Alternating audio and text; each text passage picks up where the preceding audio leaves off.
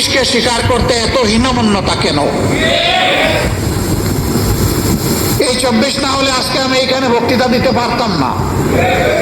এই 24 না হলে আজকে বিরোধী দল হতে পারতাম না, বিরোধী দলের নেতা হতে পারতাম না, এমপি নির্বাচিত হতে পারতাম না, পার্লামেন্টের মুখ দেখতে পারতাম না, ঠিক অনুরূপভাবে তারেক সাহেব প্রধানমন্ত্রী হতে পারতেন না।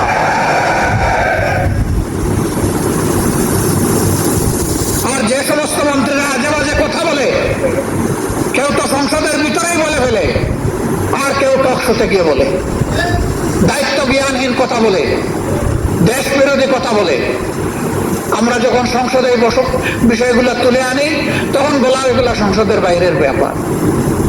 আবার আমাদেরকে যখন আঘাত করা হয় তখন শুধু সংসদের বাইরের ব্যাপার না, আধা শতাব্দী আগের বিষয়গুলো নিয়ে আসা হয়। চিংড়ি মাছের জীবন, লাফ দিলে পিছনের দিকে যায়, সামনে রাস্তা খুঁজে পায় না। এই জাতি আগাবে কিভাবে? আমরা সবসময় বলে আসি যে আসেন সামনেটা দেখি, এগিয়ে যায়। যে অঙ্গীকার নিয়ে 24 হয়েছে সেই অঙ্গীকার বাস্তবায়ন করি, বড় কিছু নয়। এই যুবকেরা চেয়েছিল একটা বৈষম্যহীন সমাজ, চেয়েছিল সকলের অধিকার নিশ্চিত হোক, তারা চেয়েছিল বাংলাদেশ থেকে দুর্নীতি দূর হোক, তারা চেয়েছিল চাঁদাবাজদের কবলে পড়ে জাতির যে জেরবার অবস্থা এখান থেকে জাতি মুক্তি পাক, তারা চেয়েছিল আদালতে গেলে মানুষ যেন ন্যায় বিচারটা পায়। এই তো এতটুকু। তারা তো কারো কাছে ভিক্ষা চায়নি। তারা বলেছে আমাদের যোগ্যতা অনুযায়ী আমাদের হাতে কাজ তুলে দিতে হবে। আজকে অনেক বড় বড় কথা আমরা শুনছি বিভিন্ন দিক থেকে, কিন্তু কাজের বেলায় আমরা এটা খুঁজে পাই না। আপনারা নিশ্চয়ই সংসদ দেখেন, আমি বিশ্বাস করি এই কারণে দেখেন যে এই সংসদকে আপনার মজলুমের সংসদ মনে করেন। সেই মজলুম এমপিরা ওখানে গিয়ে জনগণের জন্য কি বলে এইটা আপনারা আগ্রহ করে শুনতে চান, দেখতে চান। আপনারা মূল্যায়ন করবেন আপনাদের বিবেকের পর্দায়, এ গভীর বিশ্বাস আমাদের আছে। জুলাইয়ের সবচেয়ে বড় দাবি ছিল ফেসিবাদ যাতে বাংলাদেশে আর ফিরে না আসে, এই জন্য সংস্কার সাধন করা, একটা নতুন বাংলাদেশ গড়ে তোলা, অতীতের প্রচার রাজনীতিকে বিদায় জানানো, নতুন রাজনীতিকে আলিঙ্গন করা, মানুষকে আশাবাদী করে তোলা। এই জন্যই হয়েছিল গণভোট। সেই গণভোটের ব্যাপারে বলা হয় এটা তো সংবিধানে নাই, বলা হয় এই 4 প্রশ্ন এত জটিল, আমি বুঝতে লাগে 4 ঘন্টা। জনগণ কিভাবে ভোট দিল? কেন? এই 4 প্রশ্ন তো 17 দিন আগে থেকে প্রচার করা হয়েছে, সকল মিডিয়া খোলাসা করা হয়েছে, গোপন রাখা হয়নি। আপনারা বুঝাতে চান যে জ্ঞান বুদ্ধি শুধু আপনাদের আছে, এই দেশের 18 কোটি মানুষের নাই। তা তো মানুষকে আপনারা অপমান করছেন। আমি মূর্খ হতে পারি, কিন্তু আমার জাতি তো মূর্খ, আমি কথা বলতে পারি না।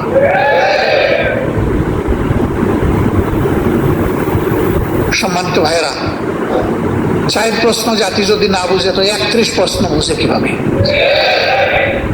এগুলা সব গুজামিল, ভাওতাবাজি। এবং ইতিমধ্যে একজন বলেছেন আমরা সব কিছু আগে মেনে নিয়েছি যাতে বুটটা হয়ে যায়, মানে বুট হয়ে পকেটে ঢুকে যায়।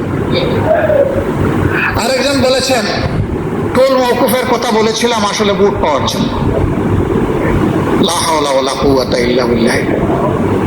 রাজনীতিবিদরা যদি এরকম জাতির সাথে প্রতারণা করে তাহলে এ দেশের মানুষ যাবে কোথায়?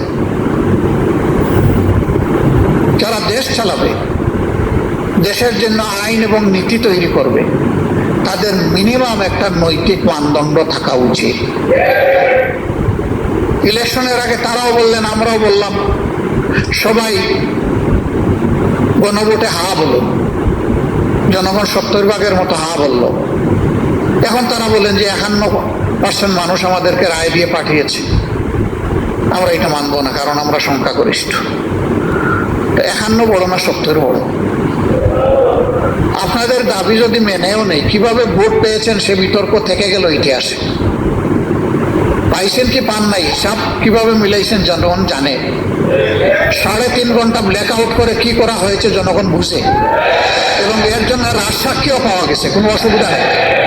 ইতিহাস অবশ্যই এটাকে পর্যালোচনা করবে ইনশাআল্লাহ, এবং যার যার পাওনা সবাই সময় মতো পেয়েও যাবেন ইনশাআল্লাহ।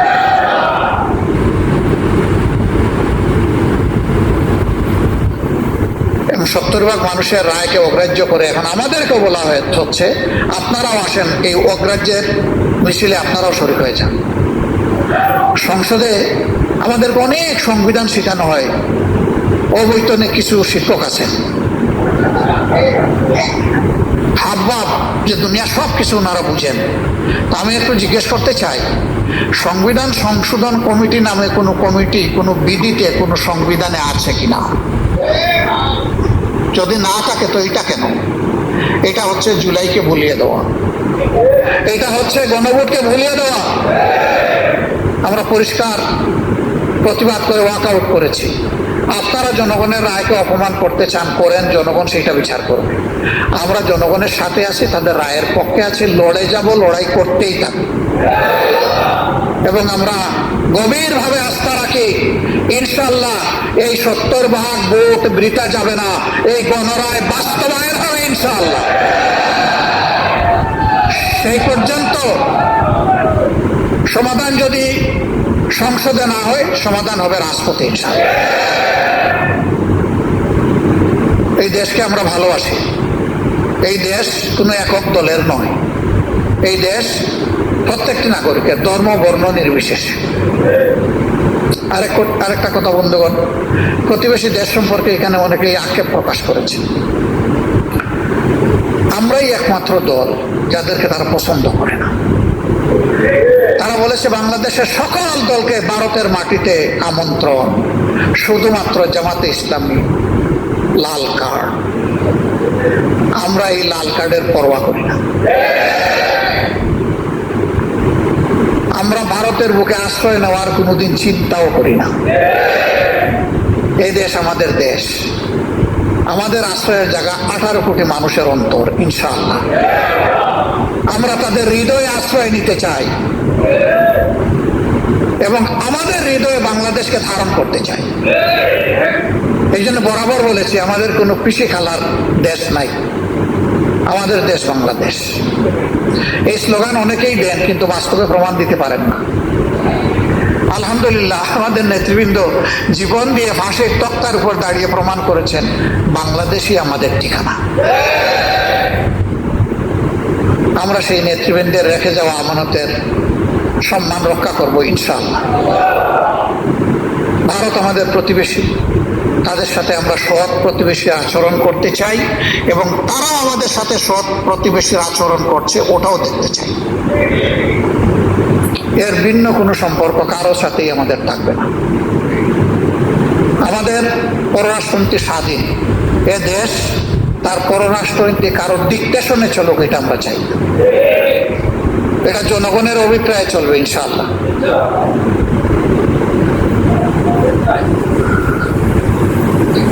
সম্মানিত ভাই বোনেরা, অনেক কথা বলে ফেললাম। শহীদ পিতারা বলে গেছেন যে তাদেরকে হুমকি দেওয়া হচ্ছে।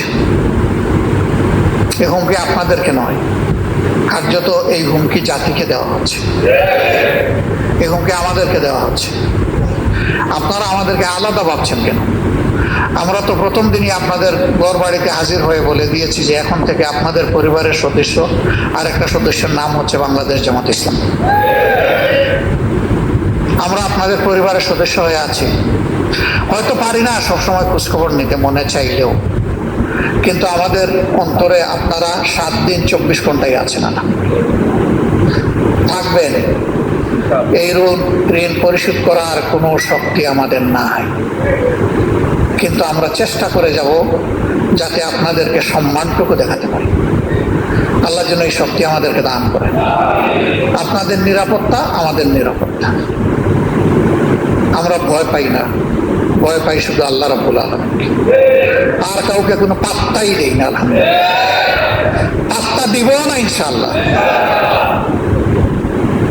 আহত বঙ্গ ভাইয়েরা যারা আছেন তাদের জন্য বড় দুঃখ। শহীদ হয়ে যারা চলে গেল আমরা বিশ্বাস করি তারা তো জান্নাতের পাখি হয়ে গেল, কিন্তু যারা এই যে বেঁচে আছে কষ্ট নিয়ে, তাদের জন্য বড়ই কষ্ট লাগে। আসলে তাদের জন্য কার্যকর কিছু আমরা করতে পারি। আমরা বড় লজ্জিত। সরকার পারে, এই জন্যে এই বাজেট সেশনে দুইবারই এই দাবি উত্থাপন করেছি যে মেহরবানি করে তাদের বিষয়টা সর্বাধিক অগ্রাধিকার দিয়ে দেখতে হবে। রাষ্ট্র যদি না দেখে তাহলে এই রাষ্ট্র হবে অভিশপ্ত রাষ্ট্র, এই রাষ্ট্র হবে অকৃতজ্ঞ রাষ্ট্র, নিমক হারাম রাষ্ট্র। আমরা আশা জাগাইয়া রাখতে চাই যে এই রাষ্ট্র নিমক হারামি করবে না এদের সাথে, কিন্তু যদি করে তাহলে অতীতে যেমন নিমক হারামদের কোনো ভালো পরিণতি হয়নি, বর্তমানেও হবে না।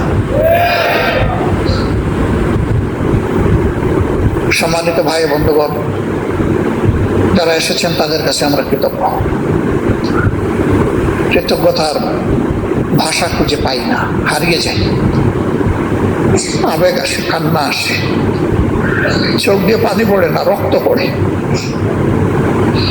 কারণ এই ইতিহাসটা রক্তাক্ত ইতিহাস, শহীদের রক্তে লেখা 24। হে রব্বুল আলামিন, তুমি এই শহীদদেরকে কবুল করার দেশটাকেও কবুল করো। ইয়া আল্লাহ, এটাকে সম্মানের, শান্তির, অগ্রগতির একটা দেশ বানিয়ে দাও, ন্যায় বিচারের একটা দেশ বানিয়ে দাও, আমাদের যুবকদের স্বপ্নের প্রত্যাশার দেশ বানিয়ে দাও, যেন আমরা মরার সময় শান্তি নিয়ে মরতে পারি, যে আমাদের জেনারেশনের হাতে, পরবর্তী জেনারেশনের হাতে একটা বাসযোগ্য সম্মানের দেশ আমরা তুলে দিতে পারলাম। আমাদের জন্য দোয়া করবেন। আমরা ইনশাআল্লাহ জীবন থাকতে কোনো অন্যায়ের কাছে মাথা নত করবো না। সে যত বড় শক্তি হোক, কোনো ভয়টা দেখাই আমাদের কোনো লাভ নাই ভাই। আমরা ওই সমস্ত ভয়কে পাত্তা দিই না। বাংলাদেশ ভয়কে জয় করেই 2026 সালে এসে উপনীত হয়েছে। আমরা দাবি করছি, জুলাই সনদে লেখা আছে শহীদদের এবং আহত যোদ্ধাদের নামে বাংলাদেশের বিভিন্ন সড়ক এবং স্থাপনার নামকরণ করা হোক। যত তাড়াতাড়ি এটা করা হবে, আমরা ধরে নেব সরকার তত বেশি তাদের প্রতি শ্রদ্ধাশীল। আমরা সেই দাবি আজকে পাবলিক স্পেস থেকে রেখে গেলাম, সংসদে বলেছি, বলতে থাকবো। দাবিগুলা ন্যায্য দাবি, ন্যায্য দাবিগুলো অর্জন না আলিহি ওয়া সাহবিহি ওয়া আহলি বাইতি আজমাইন। জোহরের নামাজের সময় আসন্ন, এই জন্য আমি দীর্ঘ বক্তব্য রাখবো না। 24 সালের আজকের এই মহান দিনে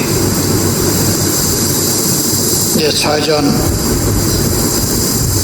যোদ্ধা সিংহ পুরুষ শাহাদত বরণ করে বাংলাদেশ থেকে বিদায় নিয়ে মহান আল্লাহর দরবারে চলে গিয়েছিলেন, তাদের স্মরণেই আজকের এই শহীদ দিবস। এই আলোচনার আয়োজন করেছেন বাংলাদেশ জামাত ইসলামী ঢাকা মহানগরী দক্ষিণ শাখা। আয়োজনের সম্মানিত সভাপতি, সম্মানিত অতিথিবৃন্দ, শহীদ পরিবারের গর্বিত সদস্যবৃন্দ, আহত পঙ্গু ভাই ও বোনেরা, সুধীমণ্ডলী, সাংবাদিক বন্ধুগণ, জাতি হিসাবে আমরা গর্বিত এবং লজ্জিত। আমরা গর্বিত এই জাতি ইতিহাসের বাঁকে বাঁকে রক্ত দিয়ে, জীবন দিয়ে অন্যায়ের বিরুদ্ধে লড়াই করে কাঙ্ক্ষিত বিজয় ছিনিয়ে এনেছে।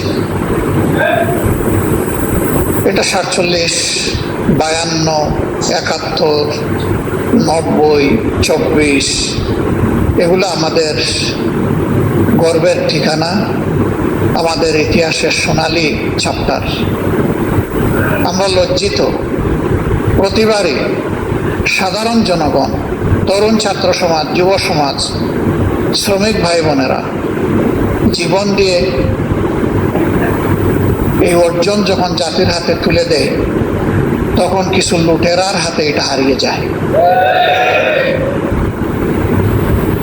সেই 24টাও শেষ পর্যন্ত যা হলো, হারিয়ে দেওয়ার কসরত করা হচ্ছে।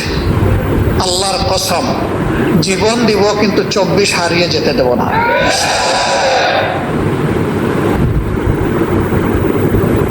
কি বাকি আছে?